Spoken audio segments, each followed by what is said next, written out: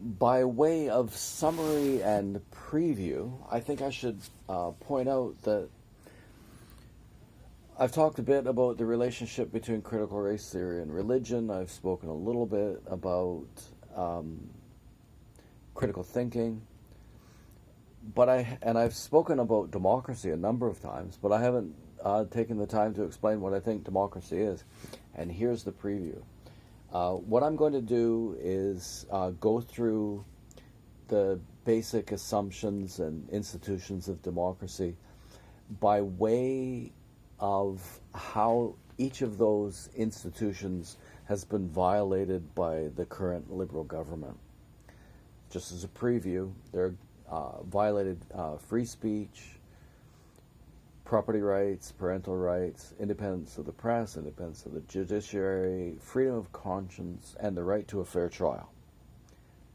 Just a preview. There's probably a bunch of other things they've done as well.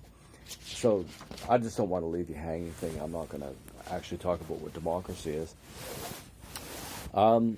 So to get back to the similarities between critical race theory and religion, we've done identity, belonging, and purpose, blasphemy, rejection of science, critical thinking, and now in-group, out-group. It's terrific.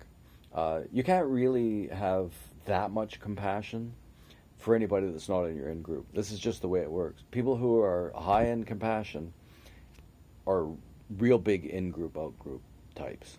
They've got tremendous compassion for whoever it is they think is part of the in-group, and they love to hate the other one. They love to hate me, I would guess. I mean, I'm trying to tear them out by the roots, so I don't know.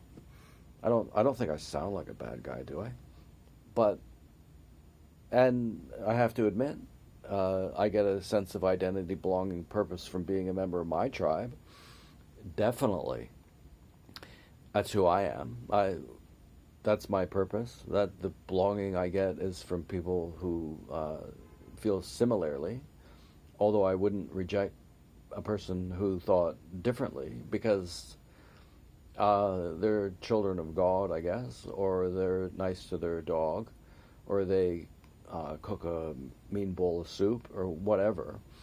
And I don't think that it goes the opposite way as much. Okay, let's just say I'm a Trump supporter. Maybe I'm nice to my dog and nice to the old lady down the street and all of those things. If you're a Trump supporter, I think those other things could be overlooked. So there's the in-group, out-group. That's just a similarity between CRT and religion. Hate is a bonding experience. This is, of course, related to that. People love to hate. That's... Okay, the most important thing here is that Muslims hate Jews, Christians hate Jews, CRT types hate Jews. I would recommend that you look this up. Universities are places where critical race theory is taught, and universities are becoming increasingly hostile to Jewish people. So,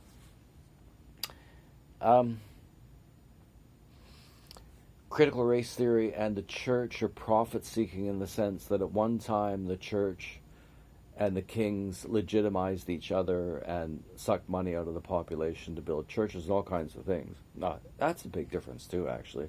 Critical race theorists don't build anything. At least the church built the churches. But they work together. So now what you had before was the church and the monarchy working together. Now what you have is business and the state working together. So, and CRT working together, and BLM working together. By arguing that black people are repressed and they need this or that, they get elected, and BLM makes money out of it. Witch trials were compared.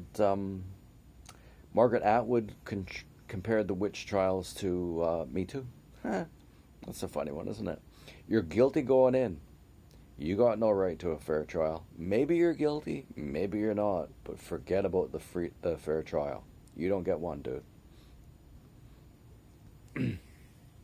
Symbolic dominance that's so sickening. What's happening now in Canada? They tore down statue of the current queen and the previous queen. They cut one of their heads off and threw it in the river. Islam used to do the same thing. They would move in, and where there was once a church, they'd build a mosque right on top of it. Constantinople is the best example, I think. They're doing it all. They're burning down churches, tearing down symbols, changing place names, etc., etc. I'm going for 6 minutes on these things. Original sin has now been replaced with whiteness. Used to be that everybody was guilty, now white people are. And that's it for lecture 6.